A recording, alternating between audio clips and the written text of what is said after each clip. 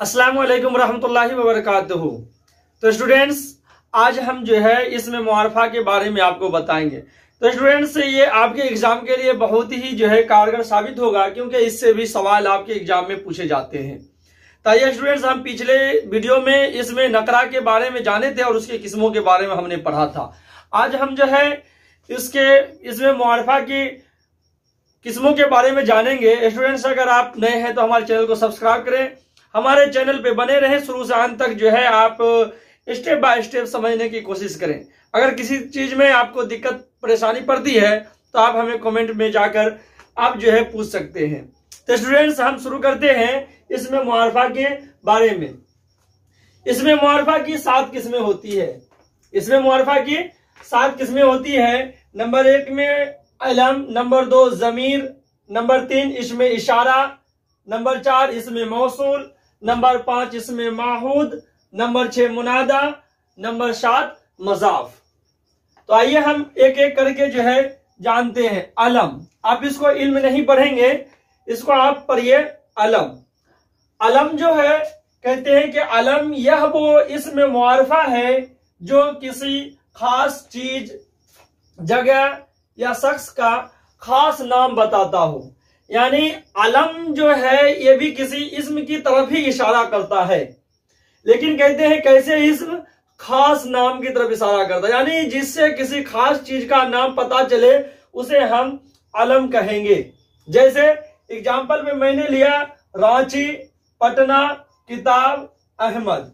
तो आप देख रहे हैं कि रांची से किसी खास जगह का नाम पता चल रहा है, पटना से भी किसी खास जगह का नाम पता चल रहा है, किताब से भी किसी खास चीज की नाम पता चल रहा है, और अहमद से किसी खास आदमी का नाम पता चल रहा है। तो अलम की जो है बारे में आप समझ चुके हैं कि अलम किसी खास चीज के नाम को जाहिर करता है।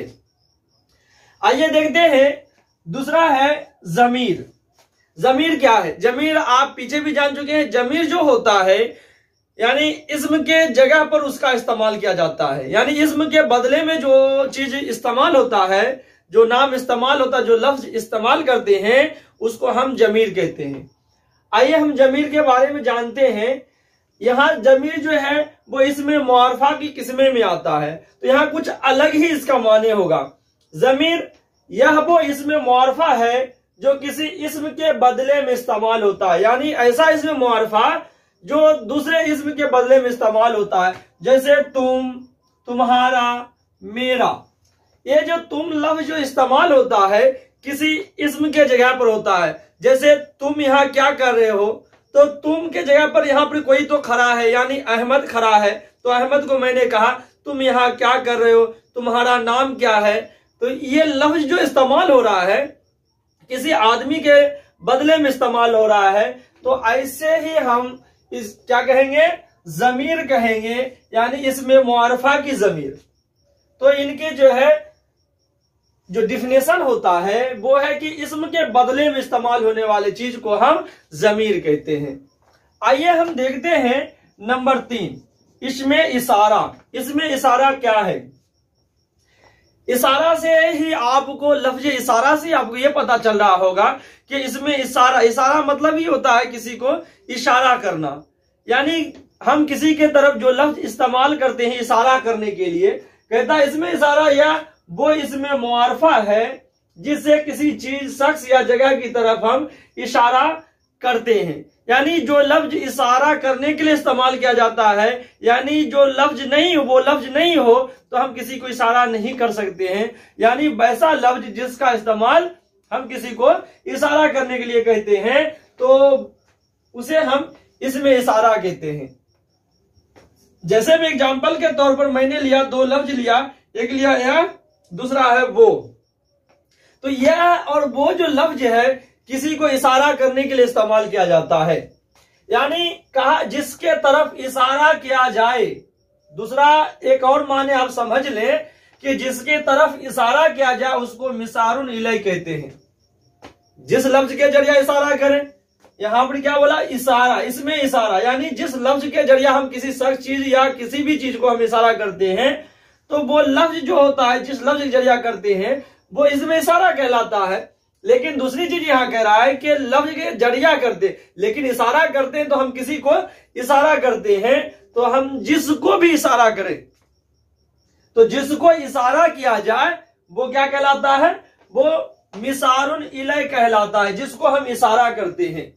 अब इशारा के लिए दो लफ्ज लिए, एक है यह और एक है वो। तो लफ्ज, दो लफ्ज है इशारा के लिए, एक है यह जो है करीब के लिए इस्तेमाल होता है, और वो जो है बाईद के लिए, यानी बाईद माने दूर होता है, दूर की चीजों के लिए हम वो का इस्तेमाल करते हैं। यह जैसे कि हम करीब बोले क्या, यह करीब के लिए इस्तेमाल होता है, जैसे यह कलम है, यह चश्मा है, यानी जो नजदीक हो उसके लिए हम यह का इस्तेमाल करते हैं, और जो हमसे दूर हो है उसके लिए हम वो का इस्तेमाल करते हैं। वो आदमी वहां बैठा है, ठीक है, वो कहां जा रहा है, तो वो का जो इस्तेमाल हुआ जो हमसे दूर बैठा है, तो दूर के लिए जो इस्तेमाल होता है वो होता है, और यह का इस्तेमाल करीब के लिए किया जाता है। इसमें मौसूल, चौथा है इसमें मौसूल। इसमें मौसूल ऐसा इस्म होता है जब तक उसके साथ कोई जुमला ना मिलाया जाए उसके माने समझ में नहीं आते हैं, या वो इस्म जो अपनी माने के लिए जुमले का मोहताज हो। तो इसमें मौसूल से आप समझे कि इसमें मौसूल वैसा इस्म होता है जो दूसरे जुमले के मोहताज होता है, यानी जब तक उसे किसी दूसरे जुमले के साथ ना मिला दिया जाए उसकी माने समझ में नहीं आती है। या इसको दूसरे अल्फाज में आप इस तरह से कहिए कि वो इस्म जो अपने माने के लिए जुमले का मोहताज होता है, यानी जब तक दूसरा लफ्ज यानी दूसरा जुमला के साथ ये नहीं मिल जाता इसकी माने समझ में नहीं आती, इसकी कोई हैसियत नहीं होती है। जैसे जो कोई, जिसको, जो के, जब के, जिसका, जैसा के वगैरह। आइए, जैसे कि मैंने मिसाल के तौर पर एक जुमला लिया कि जो आदमी आया था वो मेरा भाई था। तो आप यहां पर देख रहे हैं कि इस्तेमाल में जो ये लफ्ज आ रहा है जो, अब अकेला हम सिर्फ इसको जो बोलते हैं तो इससे हमें कोई बात समझ में नहीं आती है कि जो से क्या कहा जा रहा है, लेकिन जो लफ्ज को जब हम इसे दूसरे जुमले के साथ मिला देते हैं तब जाकर इसके माने हमें समझ में आती है। जो आदमी आया था वो मेरा भाई था, तो यह इस्तेमाल जो है दूसरे किसी शख्स की तरफ इशारा किया जा रहा है कि वो मेरा भाई था। तो ये जो लफ्ज का इस्तेमाल जो हो रहा है मेरे भाई की तरफ हो रहा है। किसकी तरफ हो रहा है? मेरे भाई की तरफ हो रहा है। तो यहां पर जो से की माने अब समझ में आ गई कि जो वहां पर बैठा है वो मेरा भाई है, यानी वहां अहमद बैठा है तो अहमद मेरा भाई है। तो यहाँ जो की माने समझ में आ गई कि ये जो लफ्ज है किसी के तरफ इशारा कर रहा है। इसी तरह से आप जो कोई भी वहां बैठा है इधर आ जाओ, यानी जो है इस लफ्जों को भी आप दूसरे जुमले के साथ इस्तेमाल करते हैं तो इसके माने आपको समझ में आएगा। यानी अगर सिर्फ आप कहते हैं जो कोई, तो अगला आदमी जो है इनसे कोई बात नहीं समझ पाता है कि जो कोई यानी इससे क्या माने समझ में, क्या माने निकल रहा है। तो इसको जब जुमले लेते हैं कि जो कोई वहां बैठा है इधर आ जाओ, तो जब जुमले के साथ इसे हम मिलाए तो इसकी माने समझ में आई। तो आप समझ गए होंगे इसमें मौसूल वैसा इस्म होता है, वैसा इसमें मुआरफा है जो जुमले का मोहताज हो, यानी जब तक उसे जुमले के साथ ना मिला दिया जाए उसके माने कोई समझ में नहीं आती है। आइए देखते हैं 5 इसमें माहूद यह वो इसमें मुआरफा है जो किसी करीना की बिना पर, यानी बोलने के बिना पर, क्या कहते हैं, बोलने वाले और सुनने वाले दोनों के ज़हन में मखसूस हो। यानी वैसा लफ्ज जो बोलने वाला और सुनने वाला दोनों के ज़हन पे इस बात का असर कर जाए कि आगे आदमी जो है क्या कह रहा है। जैसे कि एग्जाम्पल पे ले लिया कि दोस्त आया। अब देख लीजिए कि दोस्त से मुराद ये हो गया कि दोस्त में आपके अहमद भी हो सकता है, अकबर भी है, असगर भी हो सकता है, यानी आपके दोस्त कोई भी हो सकता है। यानी ऐसा लफ्ज का इस्तेमाल किए कि जैसे अहमद आया, वो आपका दोस्त है, तो आपने क्या इस्तेमाल किया कि भाई दोस्त आया, तो अगला जो अहमद जो है वो भी समझ गया कि नहीं मुझे ही दोस्त कह रहा है, यानी उसके भी जहन में ये बात असर कर गया कि मुझे दोस्त कहा जा रहा है, यानी दोस्त आया। तो दोस्त आया तो दोस्त अहमद के लिए भी, अकबर के लिए कोई भी हो सकता है। तो इसमें माहूद वो लफ्ज होता है कि जो किसी बोलने वाला और जिसको बोला जाए दोनों को इसकी बात जो है दिमाग पर, जहन पर उसका असर हो, तो उस चीज को हम क्या कहेंगे, इसमें माहूद कहेंगे। अब है इसमें मुआरफा की छठी किस्म मुनादा। क्या है? मुनादा। यह वो इसमें मुआरफा है जिसको पुकारा जाए, यानी जिस लफ्ज से हम अगर किसी को पुकारते, जिसको पुकारे, जैसे कि हम अहमद को पुकारे कि ऐ अहमद, ऐ अहमद, तो जिसको पुकारा जाए, जिसको पुकारा जाए वो मुनादा कहलाएगा। ऐ असलम, हम असलम को पुकार रहे हैं, क्या पुकारे?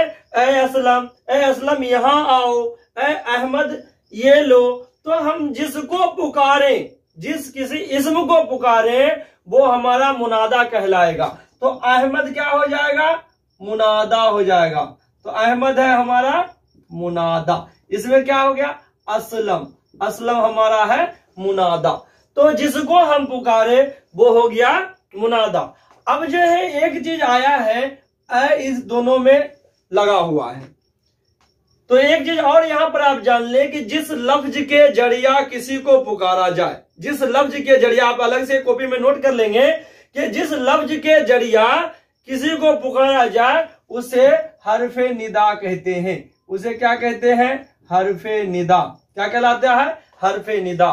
ये क्या कहलाएगा? निदा, यानी हरफे निदा। तो आप देख रहे हैं कि जिस लफ्ज के जरिया, यहां ऐ अहमद, अहमद को पुकारा जा रहा है, तो जिसको पुकारा जाए मुनादा। जिस लफ्ज के जरिया पुकारा जाए, यानी जिस लफ्ज से नाम लेकर उसको पुकारा जाए, ऐ अहमद, ऐ, तो ऐ लगाकर हम किसी को पुकार रहे हैं तो वो क्या कहलाएगा? वो निदा कहलाएगा, हरफे निदा कहलाएगा। और जिसको हम पुकार रहे हैं वो क्या कहलाएगा? मुनादा कहलाएगा। चलिए अब देखते हैं इसमें मुआरफा की सातवीं और आखिरी किस्म मुजाफ। क्या है? मुजाफ है। आइए, यह वो इसमें मुआरफा है जिसका लगाव किसी दूसरे इस्म के साथ हो, यानी ऐसा इस्म जिसका संबंध, रिलेशन जो है दूसरे इस्म के साथ जुड़ा हुआ हो, तो ऐसी चीजों को हम क्या कहेंगे? मजाफ कहेंगे। आइए देखते हैं, अहमद की किताब, अहमद की गाय। आप देख रहे हैं कि अहमद का लगाव जो है किताब के साथ हो रहा है, रिलेशन हो रहा है कि अहमद की किताब। यह किताब किसकी है? अहमद की है। यहां से पता चल रहा है किताब के बारे में कि किताब किसकी है? अहमद की है, यानी अहमद की किताब है। दोनों का रिलेशन पता चल रहा है, संबंध पता चल रहा है, एक दूसरे से रिश्ता पता चल रहा है कि ये इस्म जो किताब है वो दूसरे इस्म यानी अहमद की है।